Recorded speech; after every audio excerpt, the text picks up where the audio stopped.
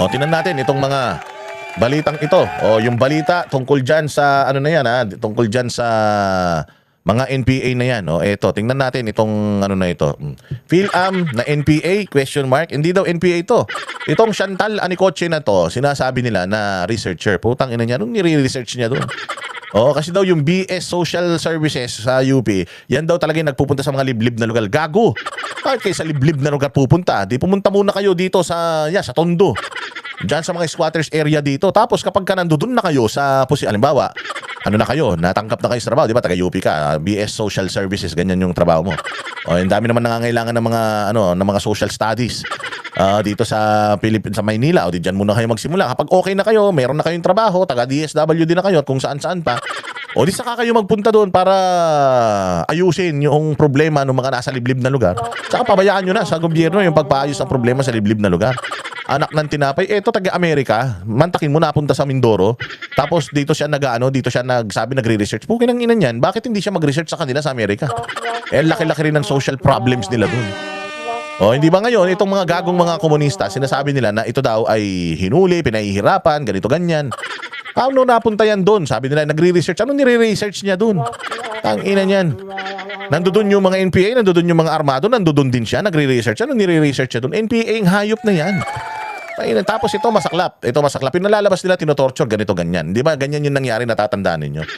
Ganyan yung nangyari dyan sa may Bataan. Meron doon mga kabataan, bigla na lang, dinukot daw sila ng mga militar, mga nakaban. Pucha, naiwan na lang yung mga tsinelas nila. O, ganun yung pinalalabas nila. Tapos, malaman-laman, may mga CCTV footages pa. Yung mga bata na yun, kusang pumunta sa kampo ng mga militar. Pagdating sa kampo ng mga militar, in-accommodate naman ng mga militar. Inano sila. Tapos, ang dami nilang sumbong na kesyo ganito. Kinukuha kami, pinahihirapan kami ng kilusan, ganyan-ganyan. So, yung armed forces, gumawa ng reklamo at ng report. Putsang inang yan, nung iniharap na nila sa media yung mga bata, para magsalita tungkol doon sa mga isinumbong nila sa militar, puta baliktad na. Yung pala tinanim pala yung mga bata na yun, dinala doon sa kampo, kunyari, susuko na sila, babaliktad na sila. O tapos nung nakaharap na sila sa media, yun lang talagang target nila, makakuha sila ng media mileage. Nung nakaharap na sila sa media, bigla nila sinabi na, dinukot kami, pinahirapan kami, tinorture kami, anak ng tinapay. Mayroong pruweba. May pruweba, may mga CCTV footages, naglalakad sila papunta doon sa kampo. Oh, ayun na. So ganyan ang ginagawa ng mga komunista, makabayan. O, ganun din dito. O, sinasabi nila, researcher, pinahihirapan daw. Pero kitang-kita mo naman. O, ito, panoorin natin itong balita na to. Natagpuan ng mga sundalo ang isang aktivistang Filipina-American sa kabundukan ng Abra de Ilog sa Occidental Mindoro. Anong pangalan mo? What's your name? Chantal. Chantal, what's your surname? Celine. What's your full name? Chantal Anicoche. Okay, you just calm down. We were going to help you, okay?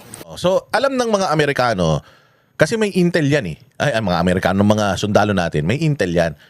Bago nila i-operate yan, maraming mga palitan ng intel yan. Meron mga taga dyan sa loob na mga intel operatives. Diyan ngayon natin isisingit yung kay Inday Sara. Oo, maraming mga tanim ang gobyerno sa grupo na yan na of course, ginagastasan natin para magbigay sa atin ng intelligence para talunin natin itong mga ito.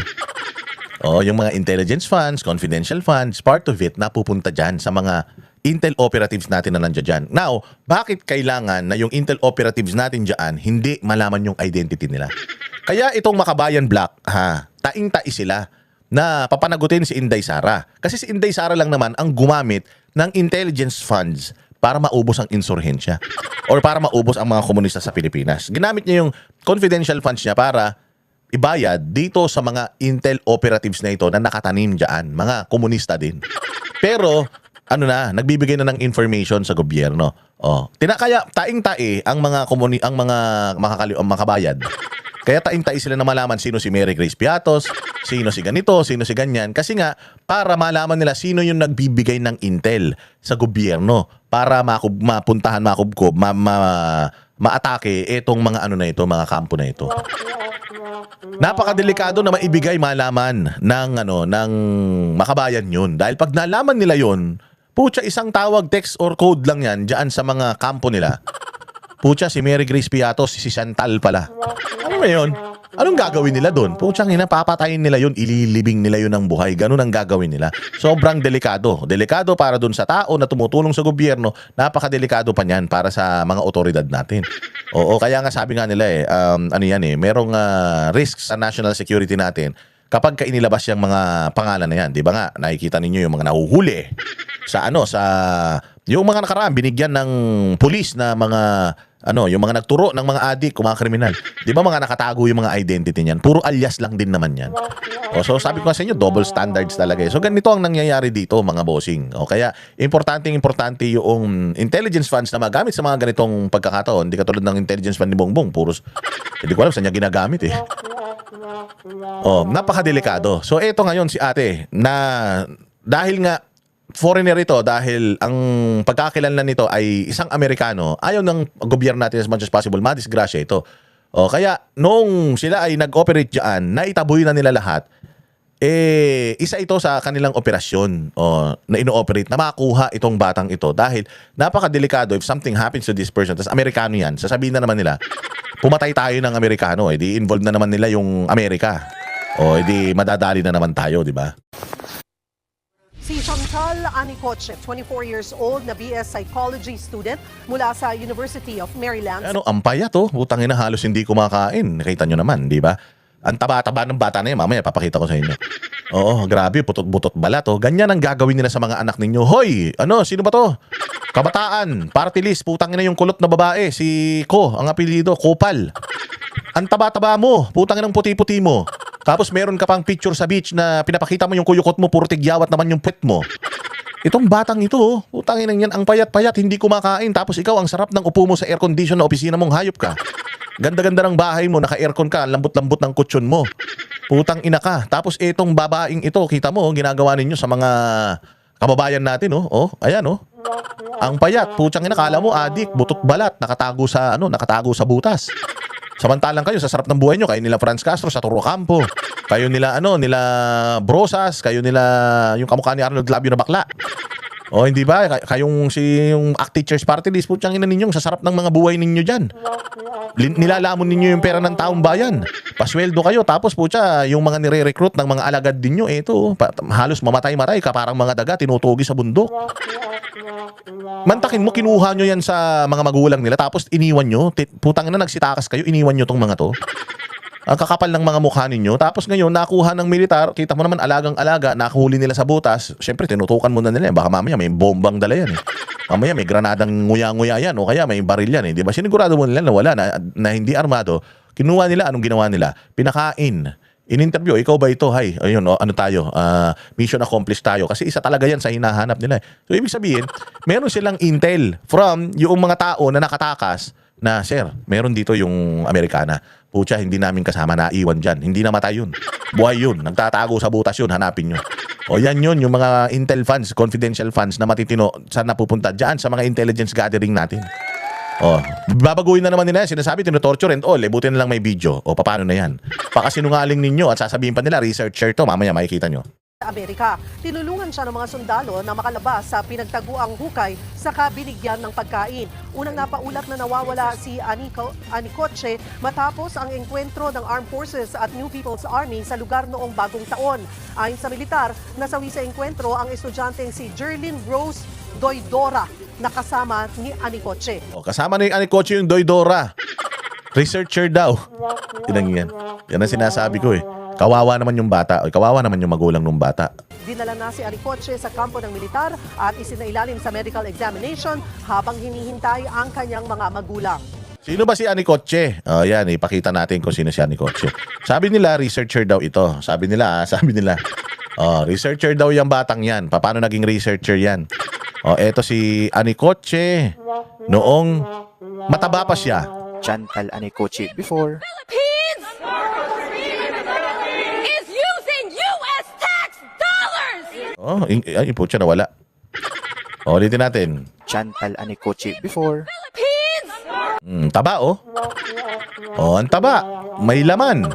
Nung nahuli, nung nakita nyo naman, butot balat, anak ng tinapay. Ganyan ang ginagawa nila sa pambibrainwash sa mga kabataan. Is using U.S. tax dollars! To bomb Kita nyo, matino naman yung bata. Inglesera naman. Maayos magsalita. Bakit nung nahuli, baliw-baliwan? Are you Anikotche? Ha? Anikotche? Tangina, parang naging baliw na. Samantalang nung nagsisisigaw tungkol dyan sa, sa ibang bansa, putyang ina, tuwan-tuwa. Ang lakas ng boses. Tapos nung kinakausap mo, hinang-hina. Baliw-baliwan na ang peg niya. Sabihin na naman, tinorture niya, kinoryente sa utak, kaya ganyan, natunaw na yung utak. Putya, hindi. Kaya natunaw yung utak niyan sa gutom. Tapos ginagawa pang ano yan, ginagawa pa sigurong taga-laba. Sa bundok, yan yung mga pinaglalaban ninyo. Gusto nyo mangyari sa mga anak niyan, kayo, mga nanonood dito, lalo na yung mga OFW, hirap na hirap sa pagtatrabaho, nakandakuba na. Tapos ganito gagawin sa mga anak nyo, huwag kayo papayag. And indigenous people! In the middle of a drought! We demand! Lakas ng boses. Sumisigaw pa, putangin ng bata na ito. Tapos nung nahuli, hinang-hina, Are you Chantal Anikotche? Ha? Chantal? Kotse? Ito bigla naging sanggol na yung boses niya. Walang hiya kayo. Ganyan kasi nungaling yang Kabataan Party List, yang ACT Teachers, yang Gabriela. Ganyan kademonyo yung mga yan. Ito, dinidemonize na naman nila yung mga militar natin. Samantalang, ito ang totoong istorya. Aktivista yan sa abroad, pumunta yan sa Pilipinas para sumama sa armadong pakikibaka, tapos, nung nahuli, biktima. Pero, imagine niyo gaano na rin karaming mga buhay ang sinira ng mga yan. Hindi lang ng mga nire-recruit nila, yung mga pinapatay nila sa mga liblib na lugar, yung mga sinusunog nilang mga kabuhayan, yung mga ina-ambush nila ng mga sundalo, ilan na rin yan. Diba? Kaya huwag kayong papayag. Kami ang boses ng masa, hindi natatakot.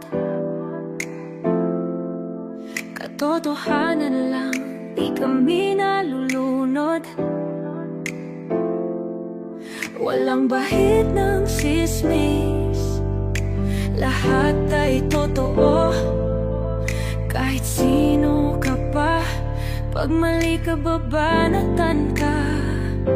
Walang pinipili kulay, wala kaming kinikilingan. Basta para sa bayan, kami lalaban. Pagdama palakpakan, pag mali banatan. Di matitinag, di matatakot, para sa bayan tuloy ang sigaw. Sa harap ng kamera, walang halong takot. Mga baluktot, lahat kayo'y tutumba. Ang hustisya at